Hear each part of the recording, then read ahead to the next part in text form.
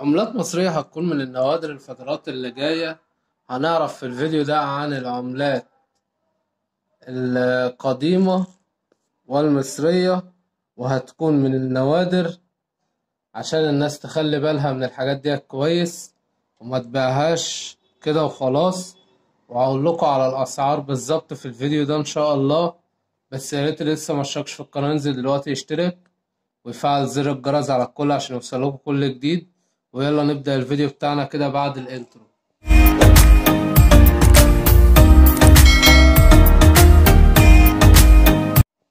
ورجعنا لكم تاني ومعانا العملات. معانا ايه؟ هنبدأ اول حاجة بالقرش. الواحد قرش، تمام، والاتنين قرش،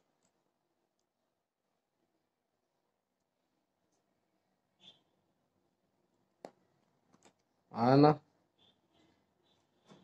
5 قروش اهي.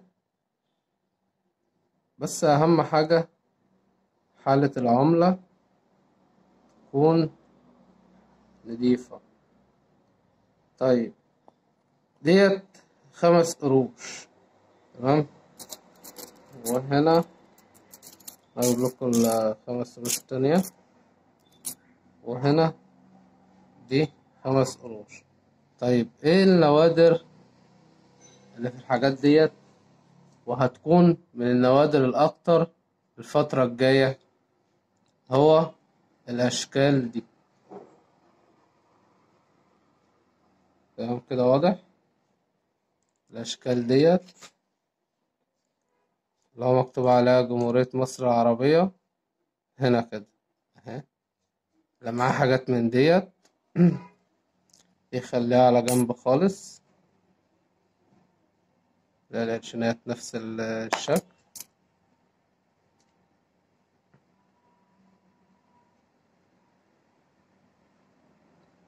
الأهرامات التلاتة اهي. حالة نضيفة. وأقول لكم نحتفظ بالعملات ازاي عشان متتجرحش ولا تتخربش وتكون بالحالة اللي هي النضيفة دي. ده القرش دوت. الفترة الجاية القرش دوت هيدخل في النوادر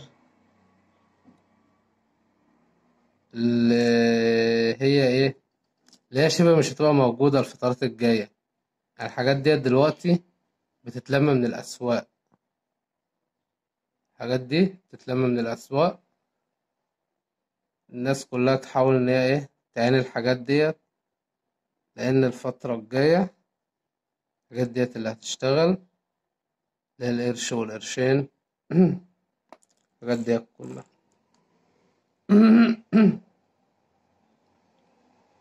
أشكال اهي. طيب، هنحتفظ بالعملات دي ازاي؟ هقول لكم اهو هنحتفظ بالعملات دي ازاي.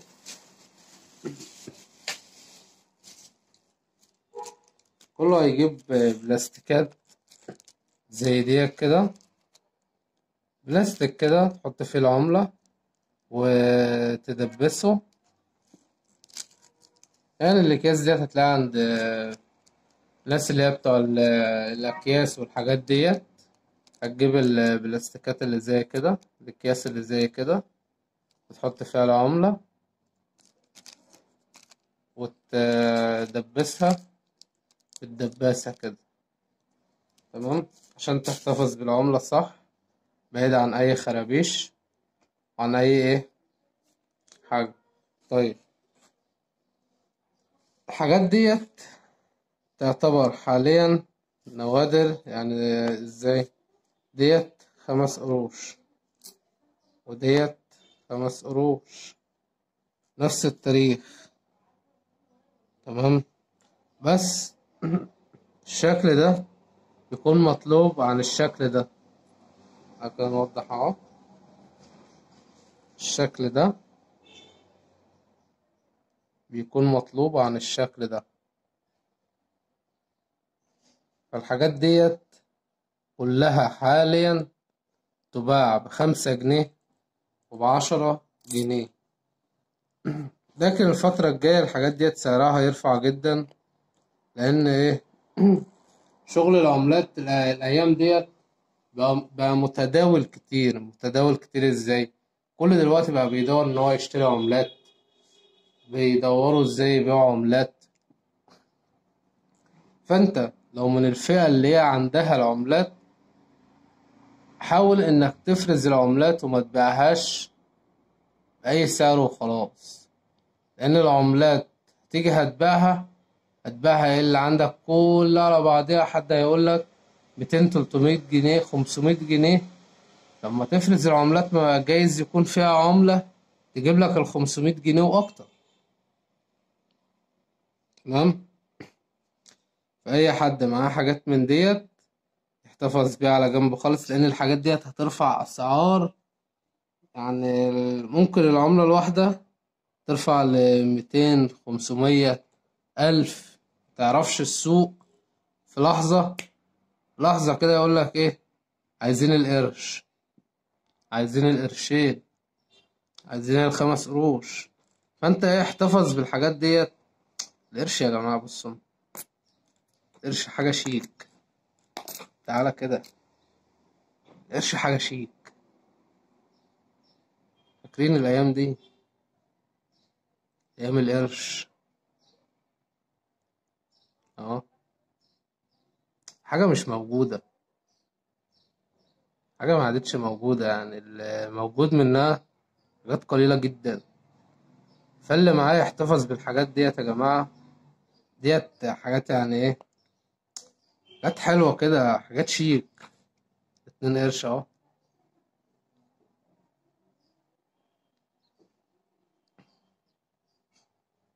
الأهرامات كل ده. طيب اللي معاه عملات حاليا وعايز يبيعها هيعمل ايه؟ بس أهم حاجة برضو تفرزوا الحاجات ديت وتخلوها على جنب. الحاجات ديت كل يخلي باله، لأن أسعارها هتعلى. عشان محدش يرجع يقول ايه ده أنا كان معايا وبعتها ويا ريتني بعتها. لأ، أنا بحذركم من دلوقتي اهوت. عينوا الحاجات ديت، مش هتخسر لما تتعان، ولا هتاخد مكان كتير. ده حاجات بسيطة يعني. طيب اللي معاه عملات وعاوز يبيعها ومش عارف يبيعها ازاي، معاك كذا طريقة تقدر تبيع بيها عملاتك. أول طريقة وهي معانا موقع أوليكس. تطبيق أوليكس، تطبيق أوليكس هتصور عملاتك وتنزل بياناتها وتكتب رقم للتواصل، وأي حد هيشوف العملة وعايز يشتريها هيتواصل معاك ويشتري منك العملة. الطريقة التانية وهي جروبات الفيسبوك. جروبات الفيسبوك عليها فئة كتيرة جدا من اللي مهتمين بالعملات والهواة. كل حاجة عن العملات هتلاقيها في الجروبات دي.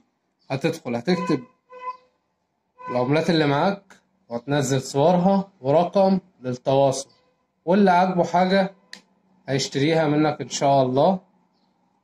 وفي موقع اي باي، بس موقع اي باي منصحكوش بيه حاليا للعملات اللي هي مثلا ايه اللي هي الرخيصة. لا، خليك مثلا ايه، هتشتغل على اي باي، اشتغل في العملات اللي هي ايه اللي هي نوادر، عشان تاخد عليها تقييمات حلوة وترفع معاك في السعر ان شاء الله. ويا ريت اللي استفاد من الفيديو ما ينساش يدعمنا بلايك، سبسكرايب، تفعيل زر الجرس على الكل عشان يوصلوك كل جديد. والسلام عليكم ورحمة الله وبركاته.